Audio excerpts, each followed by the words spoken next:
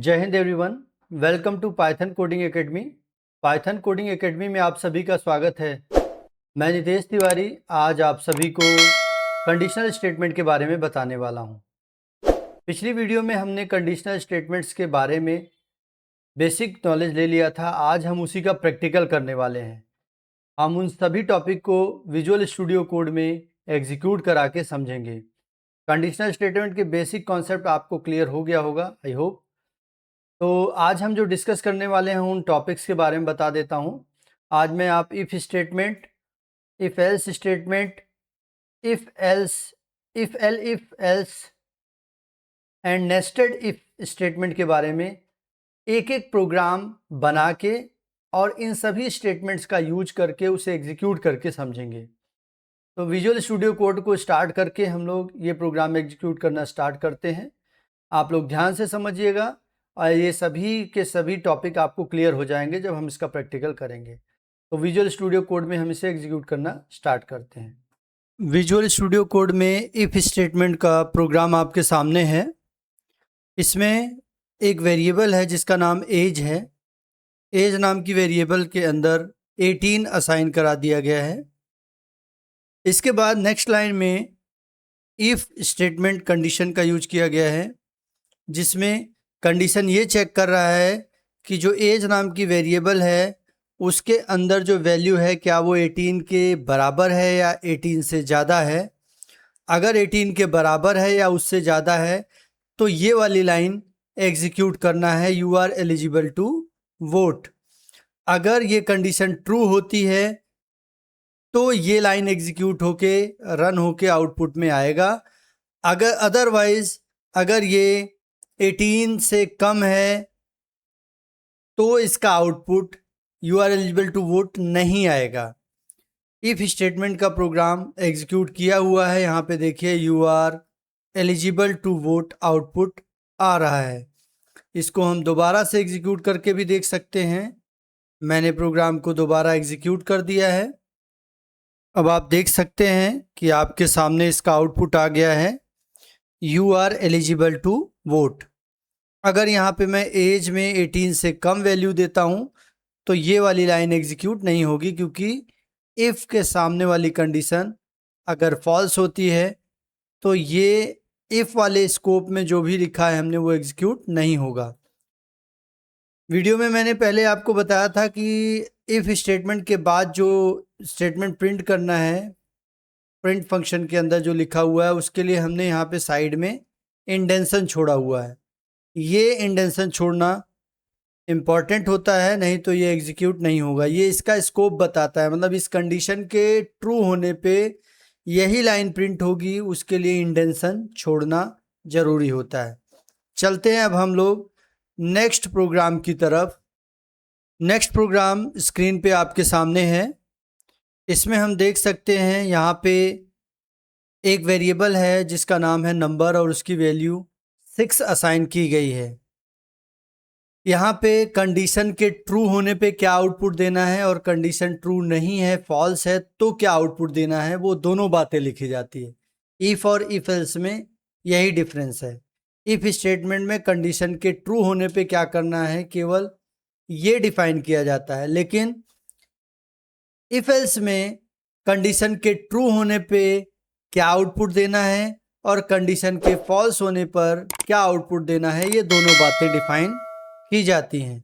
तो यहाँ आप देख सकते हैं हमने एक वेरिएबल लिया है जिसकी वैल्यू है 6 और 6 को 2 से डिवाइड करके और हम इसका रिमाइंडर फाइंड करेंगे और चेक करेंगे क्या 0 के इक्वल है उसका रिमाइंडर। अगर 0 के इक्वल होगा तो इवन नंबर बताएगा और अगर 0 के इक्वल नहीं होगा तो उसे ऑड नंबर प्रिंट करेगा एल्स में आकर।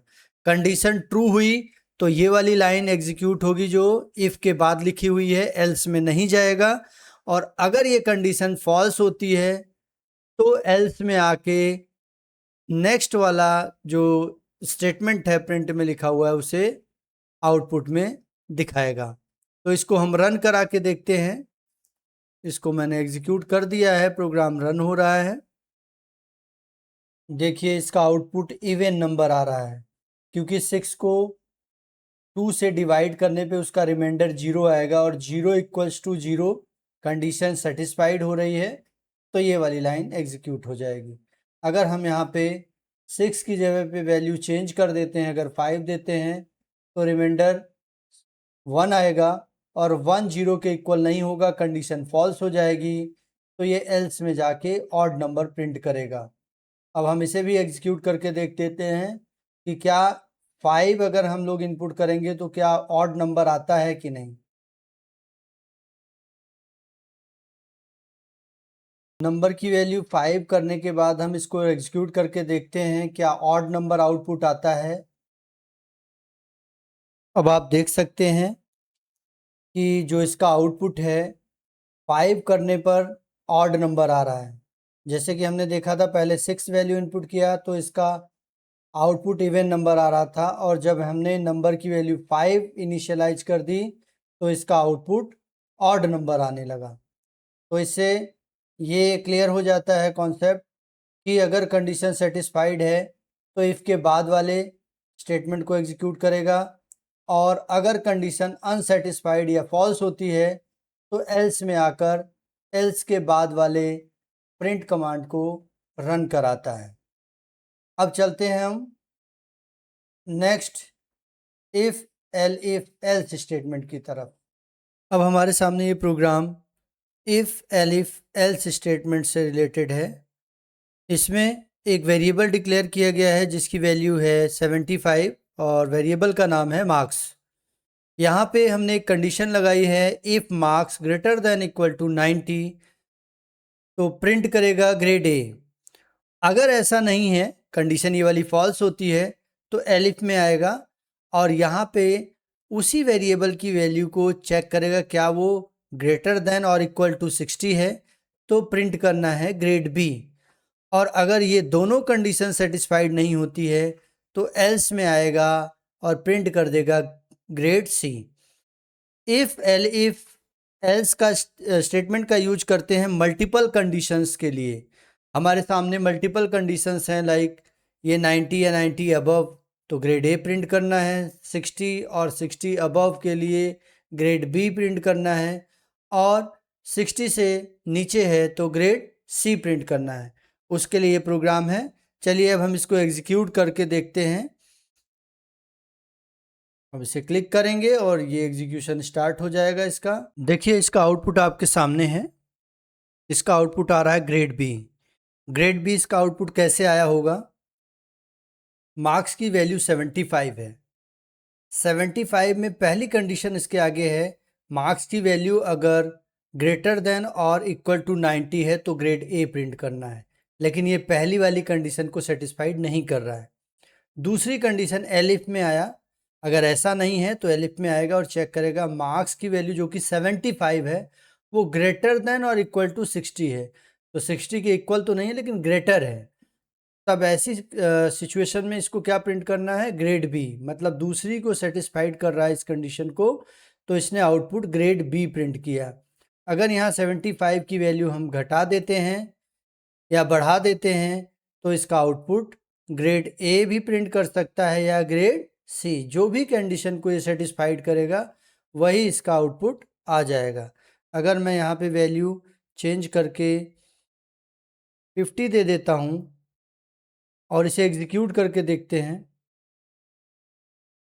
देखिए इसका आउटपुट हमारे सामने है। अब आउटपुट ग्रेड सी आ रहा है क्योंकि हमने मार्क्स की वैल्यू चेंज करके 50 कर दी है, जो कि दूसरी कंडीशन को भी अनसेटिस्फाइड करता है। पहली कंडीशन को अनसेटिस्फाइड, दूसरी को अनसेटिस्फाइड, तो फाइनली एल्स में आके इसने ग्रेड सी प्रिंट कर दिया। अगर हम यहाँ पे 90 या 90 अबव देते हैं तो ग्रेड ए आउटपुट में आएगा। चलिए अब हम लोग नेस्टेड इफ स्टेटमेंट के बारे में जानते हैं। नेस्टेड इफ स्टेटमेंट का प्रोग्राम आपके सामने है। इसमें बेसिकली नेस्टेड इफ का मतलब होता है इफ के अंदर मल्टीपल इफ का यूज करना। इफ के अंदर इफ कंडीशन का यूज हुआ है। एक प्रोग्राम है जिसमें नम की वैल्यू 10 असाइन कर दी गई है। पहली कंडीशन है कि नम की वैल्यू ग्रेटर देन 0 है, सेटिस्फाइड क्योंकि नम की वैल्यू 10 है। उसके बाद दूसरी कंडीशन की जो नम की वैल्यू है वो क्या 2 से पूरी तरीके से डिविजिबल है, मतलब रिमाइंडर 0 आ रहा है क्या। अगर इसको भी सेटिस्फाइड करता है तो पॉजिटिव इवन नंबर इसका आउटपुट आएगा। तो प्रोग्राम देख सकते हैं, इसमें इफ़ के अंदर इफ़ का यूज किया गया है। अब हम इसको एग्जीक्यूट करके देखते हैं। टर्मिनल को क्लियर कर देता हूँ, फ्रेश आउटपुट आपको दिखाई देगा। यहाँ मैं इसको एग्जीक्यूट कर रहा हूँ, इसका आउटपुट हमारे सामने है। आउटपुट आ रहा है पॉजिटिव इवन नंबर, मतलब यहाँ पे कंडीशन के अंदर कंडीशन लिखनी थी हमें, इसलिए हमने नेस्टेड इफ़ का यूज किया है। नेस्टेड वर्ड अगर यूज होता है तो मतलब किसी स्टेटमेंट का मल्टीपल टाइम्स उसी के अंदर ही यूज होना होता है।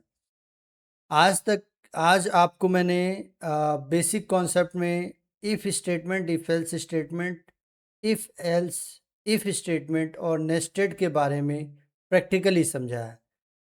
नेक्स्ट वीडियो में हम लूपिंग के बारे में जानेंगे। आई होप आप लोगों को ये सारे पॉइंट्स क्लियर हो गए होंगे। मिलते हैं अगली वीडियो में। Thank you so much. Have a nice day.